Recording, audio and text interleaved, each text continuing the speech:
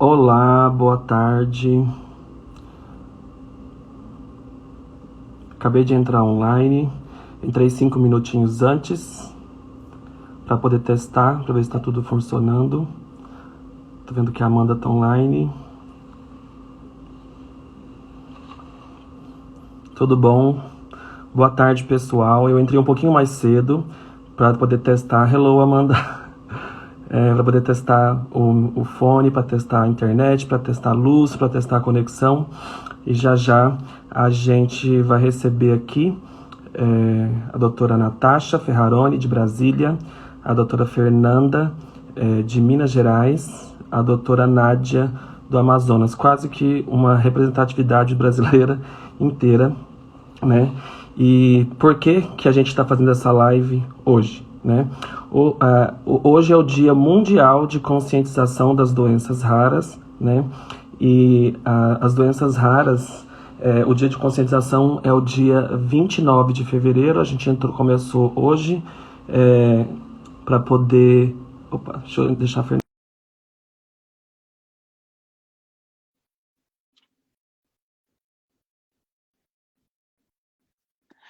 Né? Acho que a Fernanda está entrando agora. Olá, gente, Oi, boa Fernanda. tarde. Tudo jóia? Tudo bom? Parabéns, um presente para Obrigada. nós. Que bom. Tava falando, Fernanda, por que essa live hoje, né? Qual a importância de fazer essa live hoje? Por causa da comemoração mundial, né, das doenças raras, que geralmente é comemorado no dia 29 de fevereiro, que é um dia raro, e como não existe o dia 29 de fevereiro esse ano, é comemorado o dia 28, né? Para algumas pessoas que estão vendo aqui que talvez não me conheçam, meu nome é Leonardo Mendonça, eu sou médico imunologista alergista, eu sou coordenador do Centro de Doenças Raras e da Imunidade do Hospital 9 de Julho, em São Paulo, e meu amor na medicina são as doenças autoinflamatórias, mas todos os erros nascem da imunidade em geral. Fernanda, você quer Oi, se gente, apresentar? boa tarde. Acho que ainda as pessoas estão começando a entrar, né? Eu sou Fernanda Minafra, sou professora da UFMG, né, Universidade Federal de Minas Gerais, e faço parte do ambulatório de imunodeficiências primárias lá no Hospital das Clínicas da UFMG, que é a minha paixão também. Dividimos essa paixão. Então somos nós somos quatro colegas que compartilhamos dessa paixão e neste momento, né, a gente está nos Estados Unidos no maior congresso, um dos maiores congressos mundiais de imunologia e alergia, né, que é o congresso da Academia Americana de Imunologia e Alergia.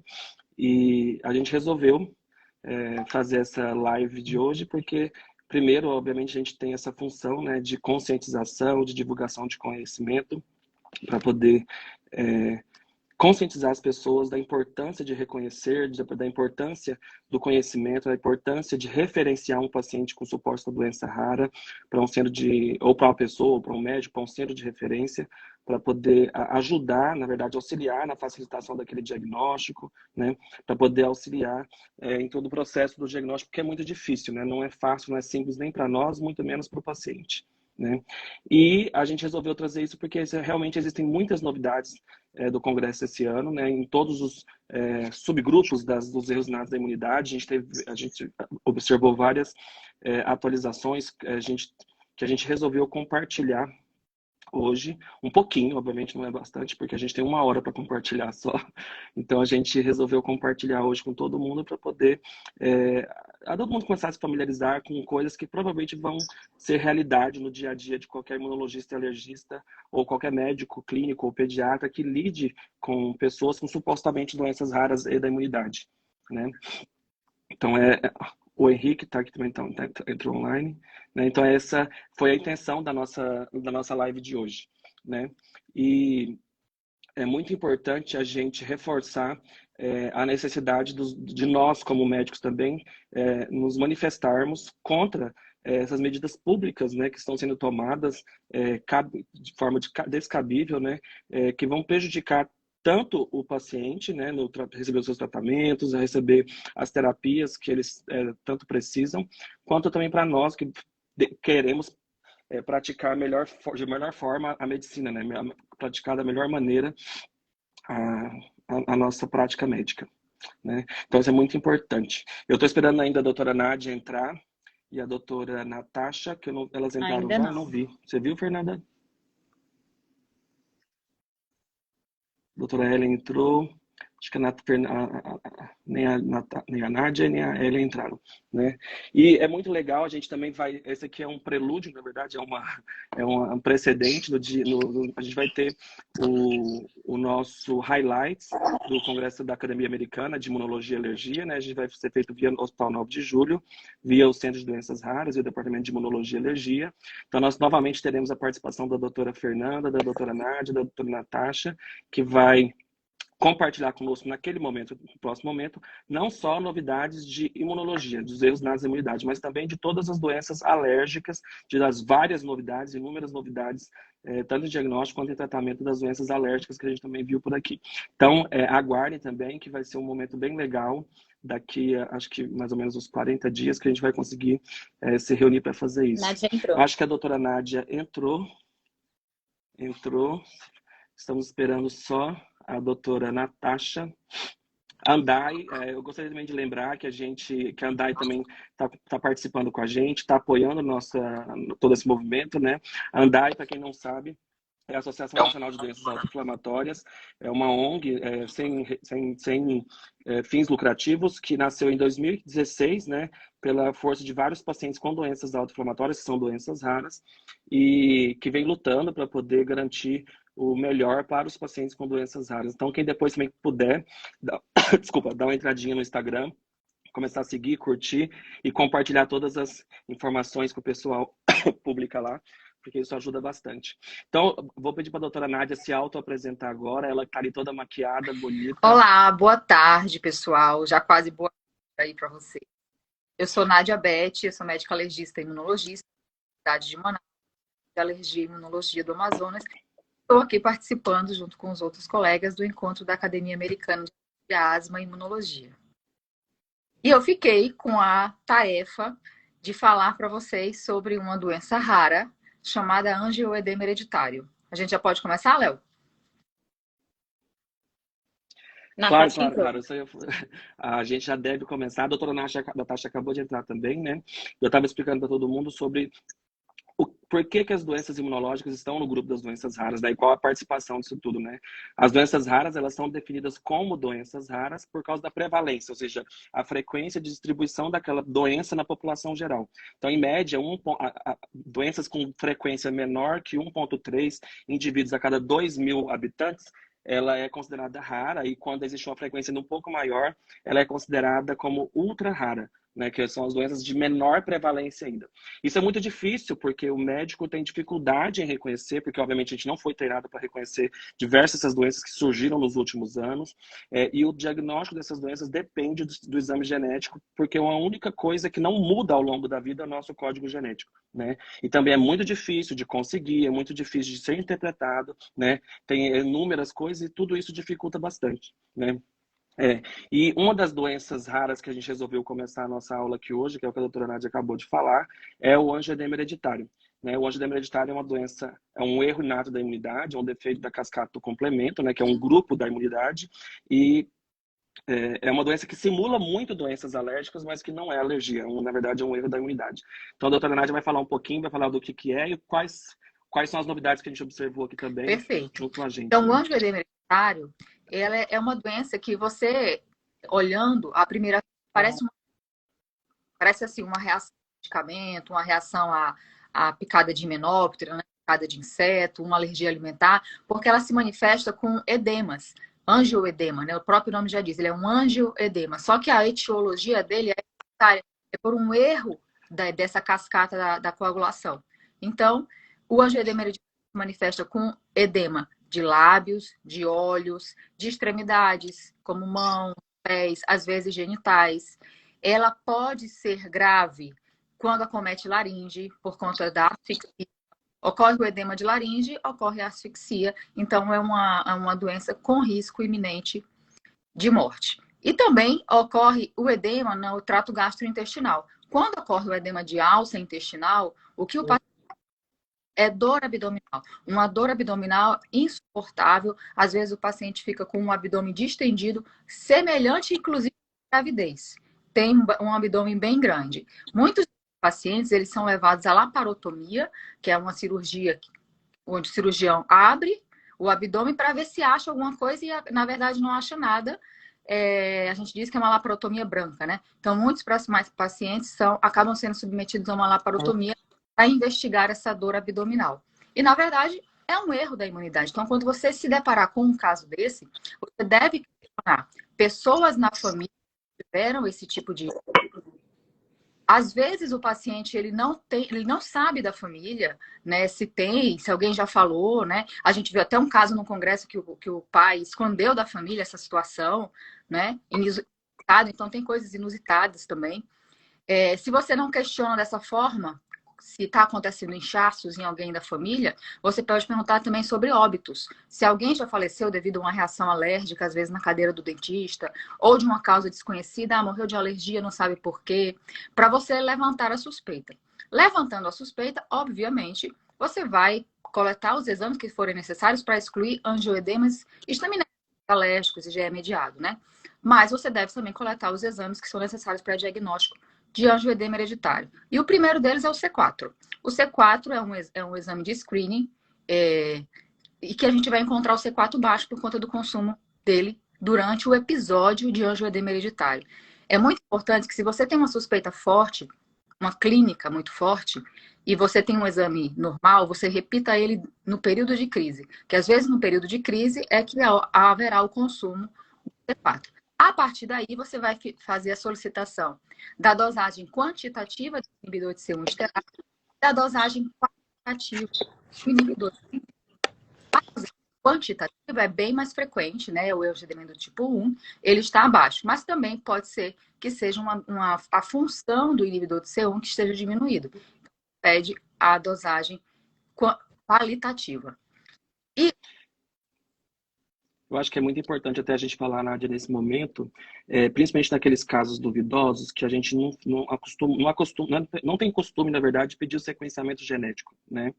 Então, naqueles casos em que a gente fica na dúvida se ou não é angioedema, ou se o inibidor está baixo ou não está baixo porque foi na crise, foi fora da crise, é uma realidade hoje a gente conseguir fazer o sequenciamento genético em até 30 dias em determinados laboratórios. Então, isso às vezes facilita muito mais o diagnóstico, o encontro da mutação, né, que é uma arma a mais que a gente tem para poder fazer o diagnóstico, que é uma coisa bem legal, que acho que a Fernanda também pode até falar um legal que a gente, sobre esse tópico, uma coisa que a gente eu observei bastante durante as aulas do congresso, é justamente isso, o uso da arma diagnóstica do sequenciamento genético para o diagnóstico de angioedema, né, para poder evitar essa jornada longa do paciente, de ficar até esperando outra crise para poder justamente fazer aquilo. Fernando, você quer falar alguma coisinha?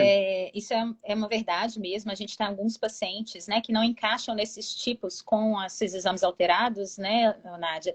E como você mesmo colocou, e aí a gente precisa, né, o exame genético ajuda a gente muito nisso, e em várias outras doenças também da imunidade, a gente pode falar também a respeito delas. Infelizmente o acesso pelo SUS ainda é bem limitado, acho que muitas das coisas que a gente ainda tem que trabalhar para ter no Brasil, né, como as medicações, acho que a Nádia também vai falar um pouquinho a respeito do acesso a essas medicações. Mas o exame genético tem ficado cada vez mais acessível, a gente tem vários laboratórios que fazem, e aí pela suspeita clínica, no caso a gente está falando especificamente do angioedema hereditário, que existem painéis, né, que a gente vai procurar exatamente aqueles genes que a gente sabe que estão associados àquela doença. E aí a gente pode fechar o diagnóstico, porque tem muitos casos que ficam ali no limbo, né? Às vezes, assim, quando tem história familiar, né, que a gente chama de angioedema hereditário, fica fácil, né? Agora, quando não tem, é muito mais difícil da gente ter certeza do diagnóstico quando o exame vem normal. E aí a gente pode lançar a mão desses exames e realmente ajuda muito a gente nisso para poder fechar, até para ter o acesso à medicação. O paciente com exame alterado na mão, com exame genético, né, com a comprovação genética daquela alteração, fica muito melhor, muito mais fácil para eles conseguirem, né? De fato. E uma outra coisa bem legal também que a Nádia falou é sobre a hereditariedade, né? Então, quando você tem um resultado genético positivo, você consegue orientar a família inteira em quem que a gente tem que procurar antes mesmo que aquilo possa começar a acontecer. né? Para evitar situações graves, como a Nádia falou, de asfixia ou dor abdominal intensa, que levam a cirurgias que, por vezes, podem ser desnecessárias quando a gente já tem um diagnóstico A muito mais Joana precoce, perguntou aqui, né? Léo, desculpa te interromper. A gente pede assim mesmo, Joana, painel genético para imunodeficiência. Aí, lógico, né? Depende para imunodeficiência, imunodeficiência primária. No caso, a gente pede painel genético para angioedema hereditário. Tá? Tem alguns laboratórios no Brasil que já fazem mesmo, ou se não, alguns desses de imunodeficiência primária, que às vezes sai o mesmo preço, eles vão ter também, eles dentro do painel para todos os genes, né? Todos não, né? Para a maioria dos genes conhecidos de imunodeficiência primária, tem alguns que têm do angioedema hereditário. Legal. E a Nádia estava falando sobre, ia começar a falar quando eu interrompi, desculpa, Sim. sobre O o tratamento do tratamento, né, angioedema Nádia? hereditário, quando a gente consegue diagnosticar e classificar, porque existe também o angioedema adquirido. Então, nós temos que fazer essa descrição, né? A gente vai avaliar se o paciente necessita de um tratamento de manutenção ou se ele pode tratar nas crises, né? Ou mesmo fazer profilaxia durante procedimentos, porque é muito importante. Caso o paciente vá fazer uma cirurgia dentária ou algum outro tipo de cirurgia, ele vai ter que fazer uma profilaxia antes para não ter crise durante o procedimento. Então, o tratamento é basicamente manutenção e crise, né? O tratamento de manutenção, nós temos drogas novas também, que é a medicina de precisão, que nós estamos vendo muito aqui no Congresso. Nós temos esses tipos de imunobiológicos, tanto para tratamento de manutenção, quanto para tratamento das crises, né? A novidade, acho que maior agora, é o tratamento, o imunobiológico para tratamento de manutenção. E aí essas drogas, elas vão atuar diretamente ali, seja inibindo a bradicinina, né, competindo um antagonismo da bradicinina, ou então, dependendo de qual medicação você vai usar, na necessidade do paciente, você escolhe o imunobiológico, né? Eu acho muito legal essa ideia, porque até então a gente tratava esses pacientes com medicamentos que têm um custo muito grande para eles, né? Que são os efeitos adversos por causa dos hormônios que a gente usava. Então, esses pacientes acabavam tendo eventos adversos muito grandes. A gente não conseguia chegar em doses suficientes para poder tratar devido aos eventos adversos. E esses medicamentos realmente revolucionaram o tratamento do angioedema hereditário, porque você consegue oferecer uma grande qualidade de vida, de minimizar muito os impactos da doença na vida do paciente e não ter eventos adversos ou quase nada de eventos adversos com esses Isso mesmo. medicamentos. Posso falar? Claro!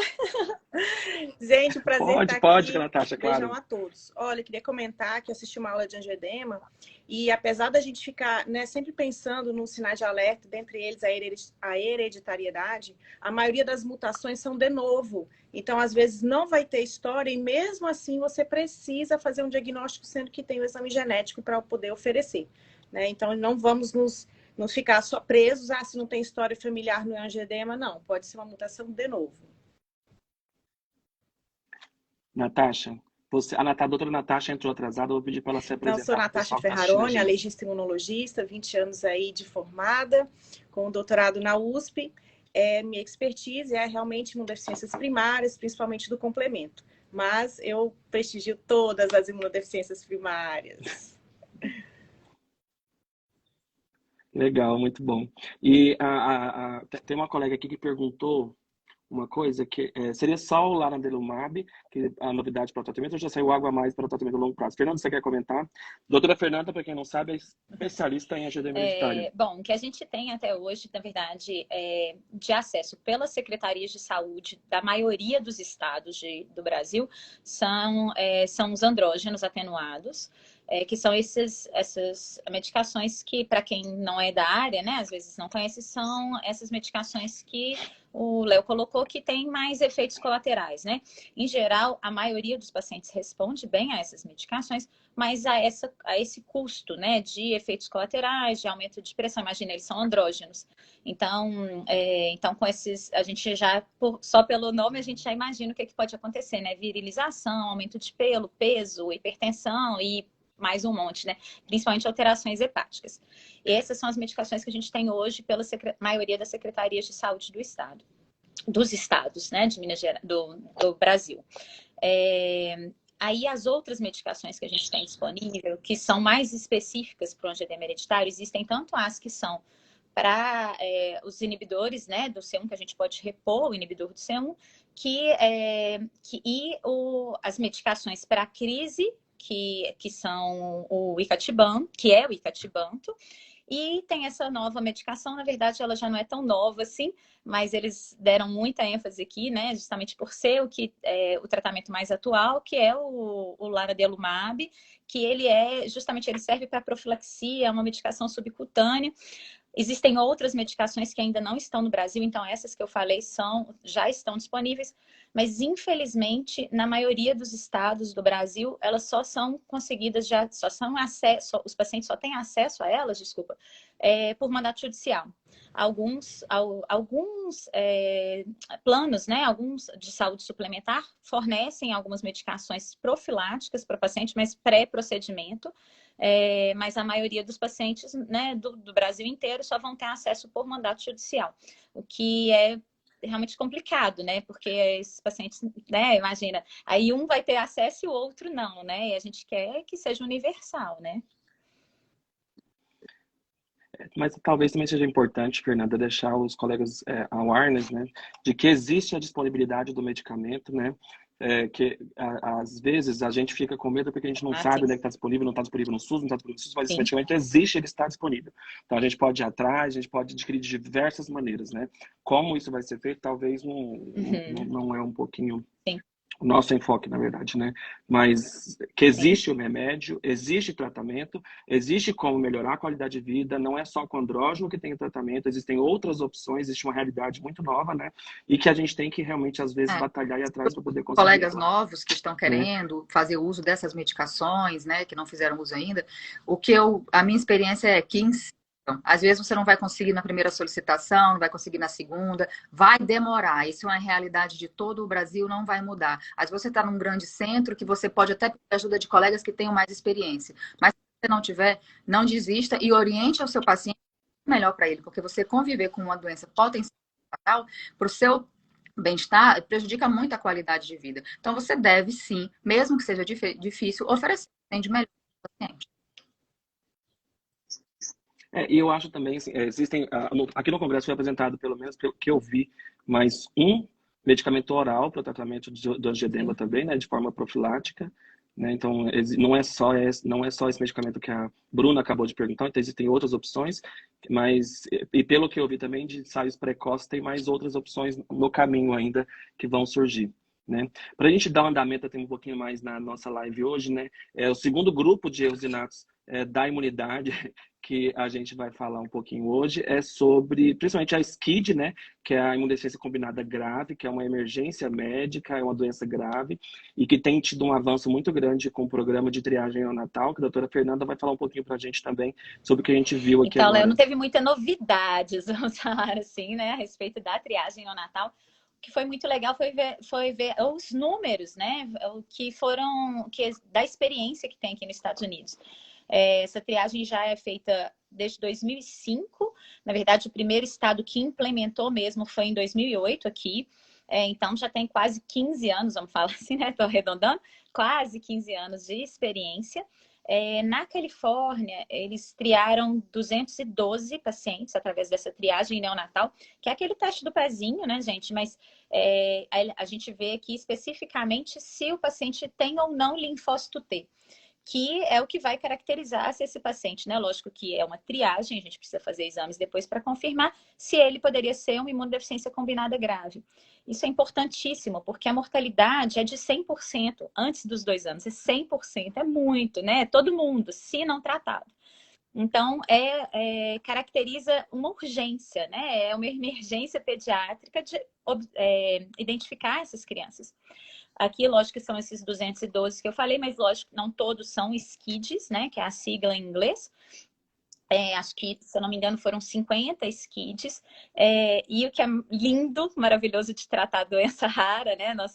Da nossa especialidade aqui, é que com a triagem eles tiveram 94% de sobrevivência. Imagina, uma doença que matava 100% das crianças, hoje 94% sobrevivem, né? Sobreviveram aqui por causa da triagem, porque você vai identificar essa criança precocemente, mesmo antes, né, dela apresentar sintomas, porque a realidade que a gente tem, ainda os pacientes apresentam infecções graves ou alguma outra manifestação, alguma desregulação que vão, que aí, então, o médico, né, que está na frente, lá na linha de frente, vai pensar em uma deficiência e aí encaminhar para o especialista. E através da triagem, não, essas crianças vão ser identificadas muito mais cedo.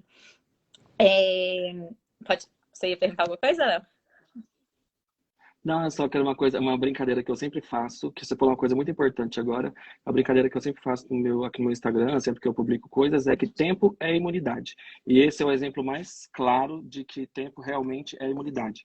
A gente realmente tem que reconhecer precocemente e encaminhar para o médico especialista em doenças da imunidade para poder a gente acelerar o diagnóstico precoce, confirmar, fazer o que for necessário para poder realmente iniciar o tratamento, que seja qual for, dependendo de qual doença que a gente está falando, né? Então, assim, é muito importante a gente, isso que a Fernanda acabou de falar, a gente suspeitou, a gente triou, a gente encaminha para o especialista em doenças da imunidade, porque realmente existe um gap muito grande, né, entre suspeita, o diagnóstico e o encaminhamento para o colega. Uma coisa que eles colocaram, que a gente já imaginava, que esses centros que aí o tratamento curativo vai ser o transplante de medula óssea, e que os centros que são de maior experiência têm maior taxa de sucesso, como já é esperado mesmo, né? E aí a gente tem que imaginar que, como a gente tem um Brasilzão muito grande, que a gente precisa dar as mãos, né? E aí um ajudar o outro mesmo nessa questão.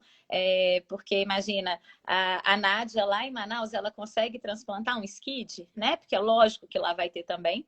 Então, assim, acho que nós, né, os grandes centros que conseguem, que têm experiência nisso, né, a juntar e dar as mãos mesmo para a gente conseguir tratar eles, né, que é o bem, que é o que a gente quer para todos os pacientes, né. E que também que eles colocaram que ainda não tem a padronização do segmento dos pacientes que não são os SCIDs, né, que são triados também, que são outras síndromes que aparecem e aí precisa de uma padronização. Ou seja, eles também não têm. Então a gente pode ficar mais tranquilo e ajudar dessa padronização também. Só um adendo também, assim, um assunto bem interessante é porque a infecção grave por Covid-19, ela pode ser, né, um relato de caso, mas até uma conversa mais informal depois, né, tipo, a infecção grave por Covid-19 pode ser a primeira infecção que esses pacientes podem apresentarem, tanto na forma de SCID habitual, ou até mesmo em outras formas imunológicas. Então, a gente também deve pensar, né, neste sinalzinho de alerta, infecções graves por Covid-19 em neonatos, que precisam de pneumonite, com síndrome de ativação macrofágica, aquele quadro mais exuberante. A gente deve lembrar que pode ter um RNA da imunidade por trás daquilo, independente, né, eventualmente, às vezes, da triagem ser negativa, ser positiva, na verdade, né, ter baixa, ou até mesmo daqueles níveis de CD4, CD8 muito baixos. Então, isso é uma coisa bem legal também. Teve uma aula que nós assistimos que falou sobre o transplante de timo, para quem tem atimia, né? Então, que nasce sem timo. E olha que interessante que o timo é transplantado para o músculo quadríceps.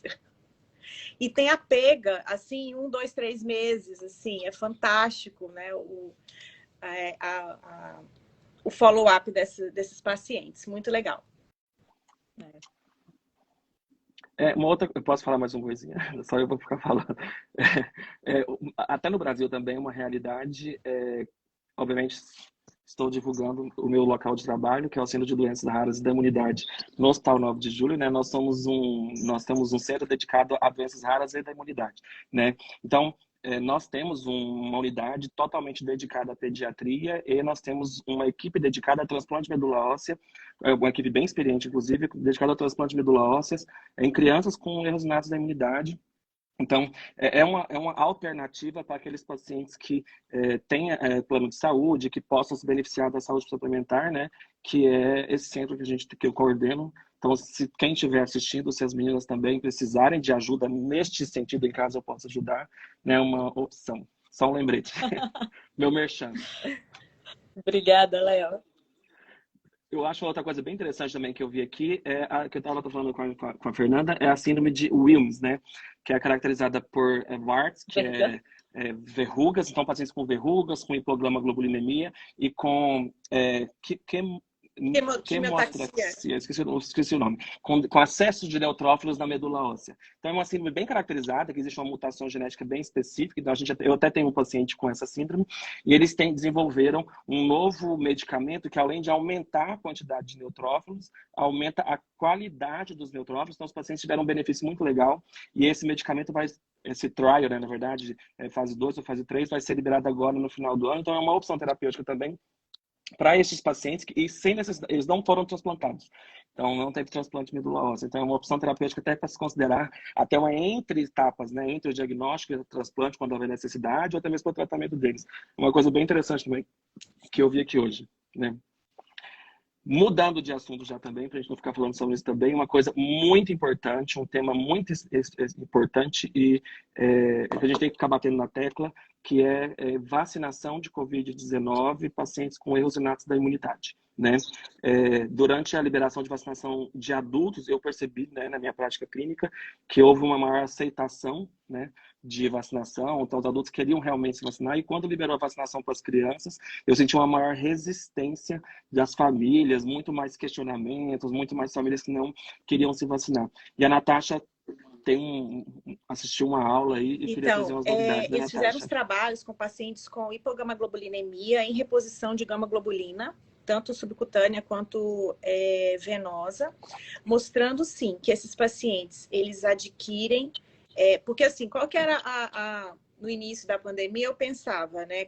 Pensava assim comigo, a gente vai dar vacina, mas a imunoglobulina não vai destruir, ele não vai fazer um feedback negativo e não vai produzir imunidade, não vai, e a gente faz o quê? Então, eles mostraram os trabalhos nos pacientes que tiver com imunodeficiência comum variável e usar gama, que receberam a imunização, eles só sustentaram após a terceira ou quarta dose. Tá? Inclusive, eles conseguem ter uma resposta a Ômicron em 58% depois da quarta dose, qualquer que seja a vacina.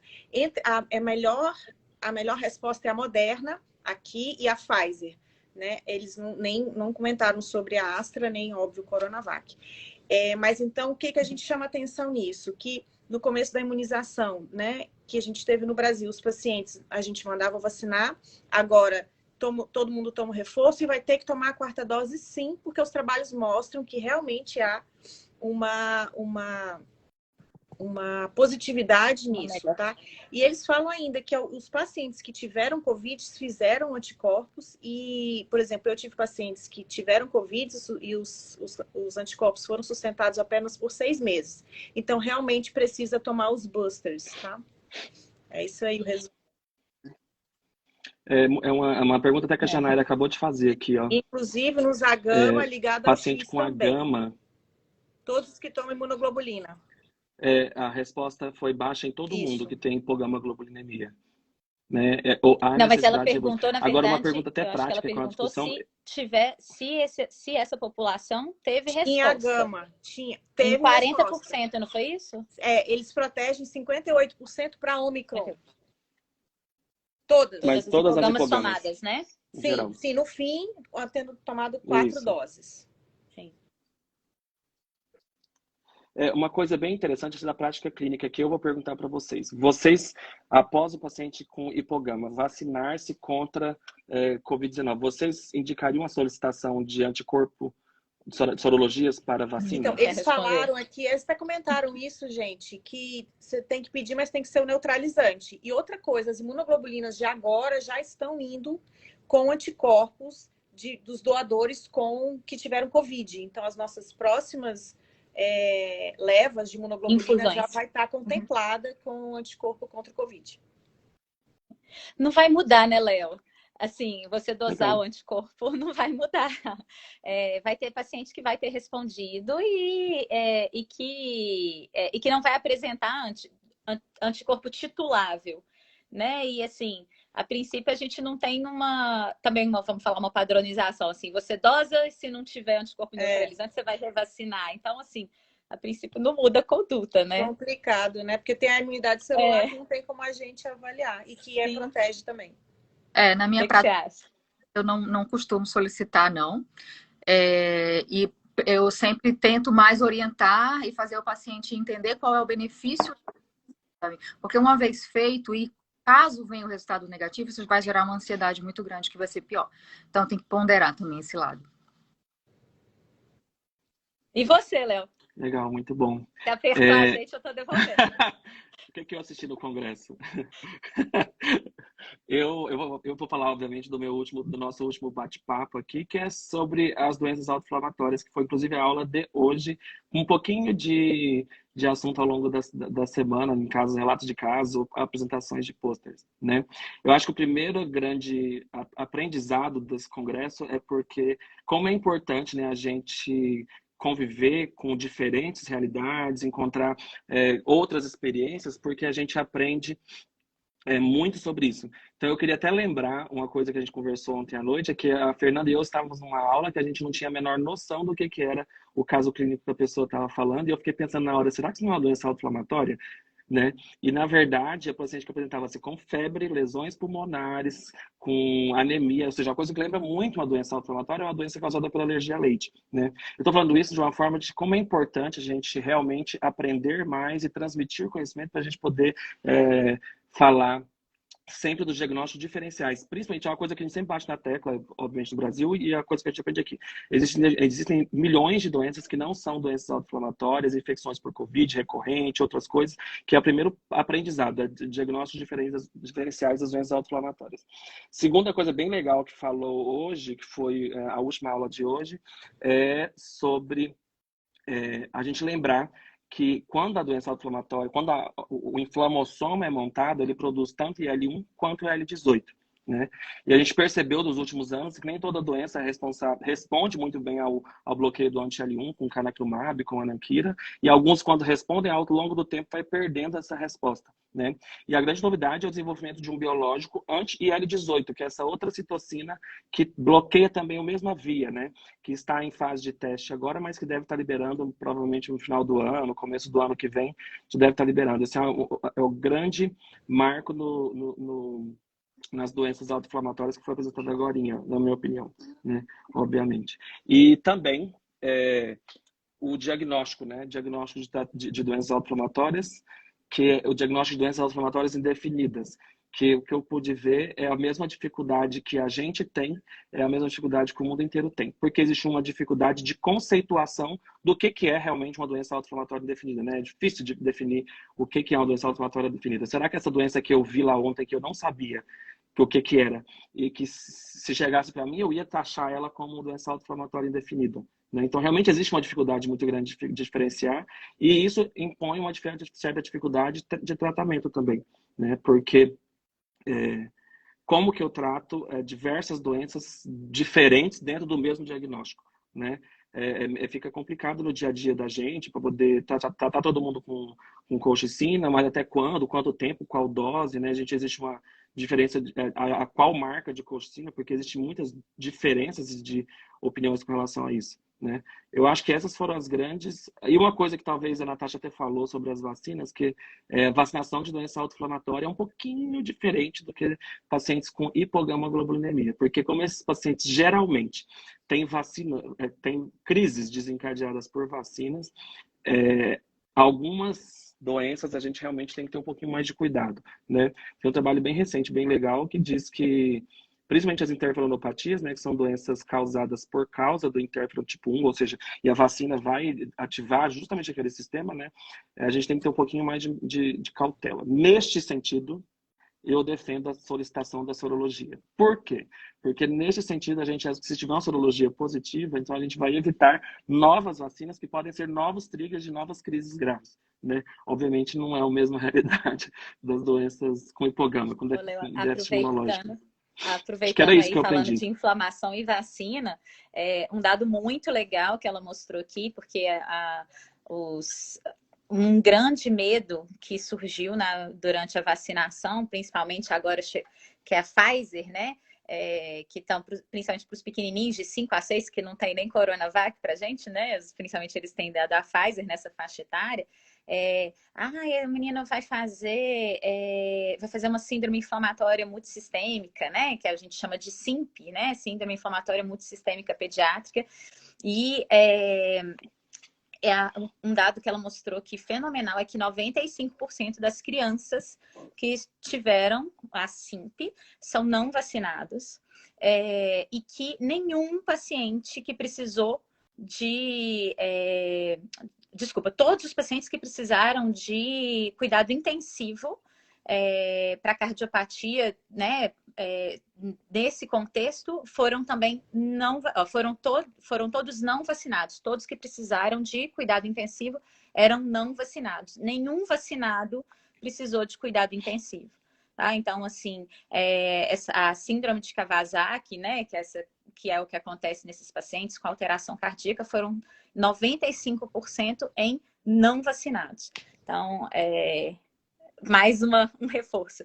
E aí é lógico que tem esses pacientes especiais, mas a gente está falando de doenças raras, né, gente? Então, são a minoria da população. Então, são doenças raras dentro dos erros inatos da imunidade que são raros. Então, uma pequena parcela da população, realmente, a gente vai ter que tomar mais cuidado ainda para vacinação.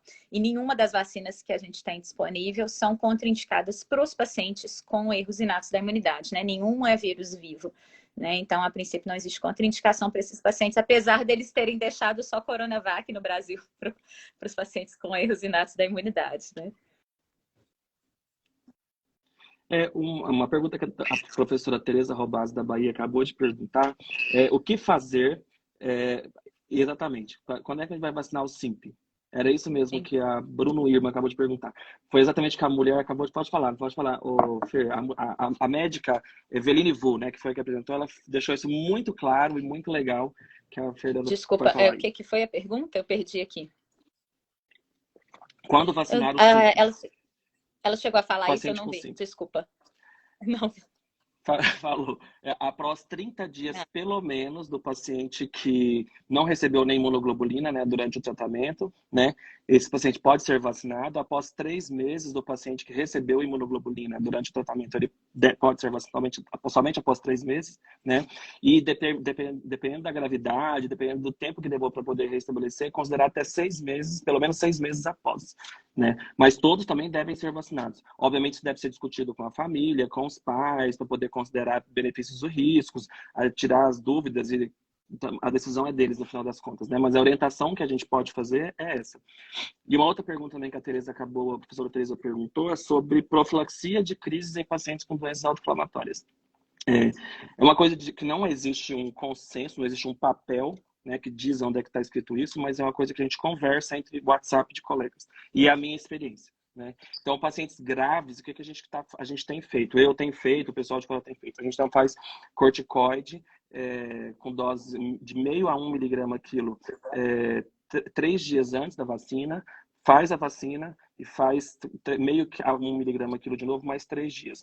Isso tem funcionado do ponto de vista de segurança. Então, a gente tem uma paciente, um caso extremamente interessante, né, em conjunto com o Instituto Criança, que é um defeito do CDC 42, uma menina que todas as vacinas ela fez abscessos piodermas granulosos bem horrorosos no local. Então, a gente vacinou, deu corticoide, isso teve um benefício, ela não teve nada, nenhum evento adverso. Outros pacientes também que eu acompanho com doenças autoinflamatórias mais complexas, né? Eu também fiz a mesma coisa, corticoide, vacina, corticoide. Isso além de não ter tido prejuízo clínico, né? Nenhum teve efeito adverso. Eu medi anticorpos, porque eu quis, e ninguém ficou sem a formação de anticorpos depois que eu já fiz. Então, assim, é uma sugestão minha. Sim, Adriana, alguém falou alguma coisa de doença inflamatória intestinal? Eu queria responder só o da Ju, antes que a gente esqueça, para não passar aí para cima. Ela perguntou quem fez o tratamento com imunoglobulina. Quem faz, né, tratamento com imunoglobulina subcutânea a cada 15 dias pode vacinar. Pode, mas eles não mostraram nenhuma padronização. Acho que a Natasha também pode falar isso, né, Natasha? Assim, de quanto tempo, o intervalo. A gente faz no meio do caminho, né? Entre a última infusão e a próxima. É isso mesmo. Mas não falaram nada, assim, não teve um guia, assim, faça dessa maneira, né? Não. O que a gente faz com todas as vacinas nesses pacientes com imunodeficiência, né? A gente não vai parar a infusão de imunoglobulina. Então, a gente acaba fazendo entre a última infusão e a próxima, né? Em geral, 10 dias. A Adriana perguntou... Não, é isso, eu ia falar assim, tá, em geral desculpa, 10 pode dias falar. após a última infusão.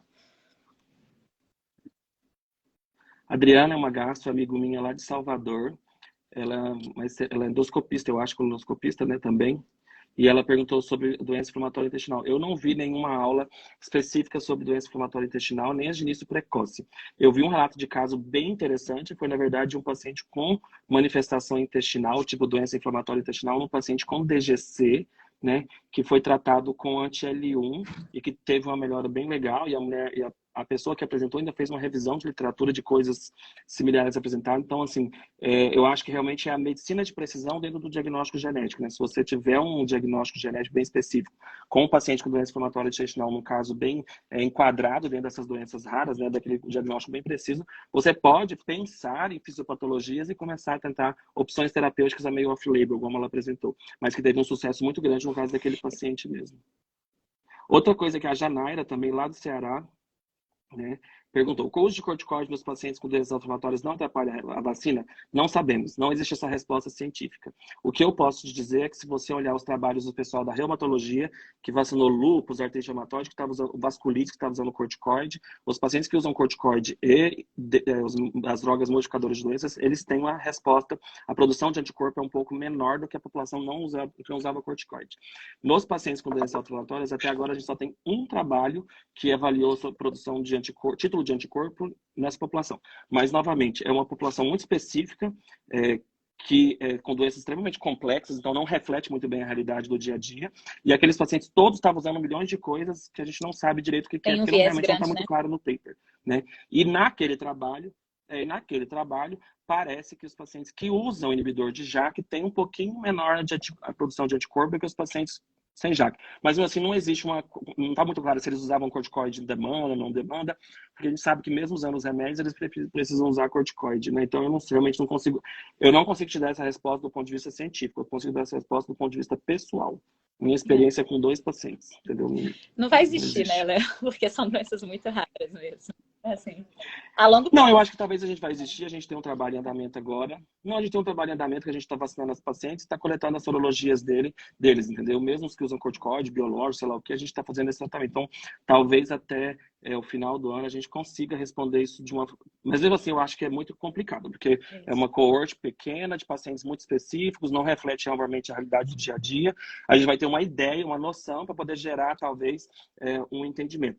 Esse, inclusive, a gente vai ter o segundo encontro brasileiro de doenças autoinflamatórias e síndromes imunodesregulatórias, com algumas participações bem legais já definidas, né? E este é um dos assuntos, porque realmente é uma coisa que a gente precisa discutir mais para poder saber como é que a gente vai fazer daqui para frente com os outros boosters de vacina e com as outras, até mesmo com as outras vacinações nesses pacientes, né?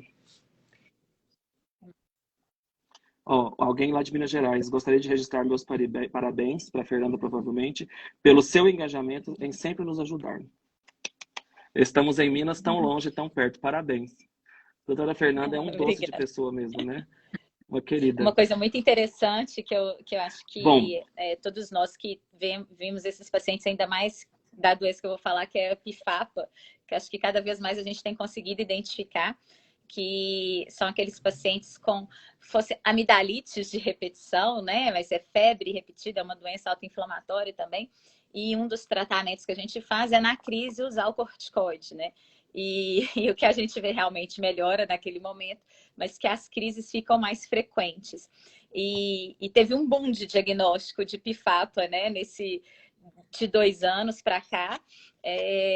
Eu acho que tem alguns fatores que influenciam, talvez por esses pacientes tenham aparecido essa desregulação durante a infecção de Covid, mas acho que muito porque as crianças não estavam indo para a escola. Então, assim, mas por que agora ela está tendo febre? Ela nem está gripada, né? Ela não está na escola, não tem de onde ter pegado.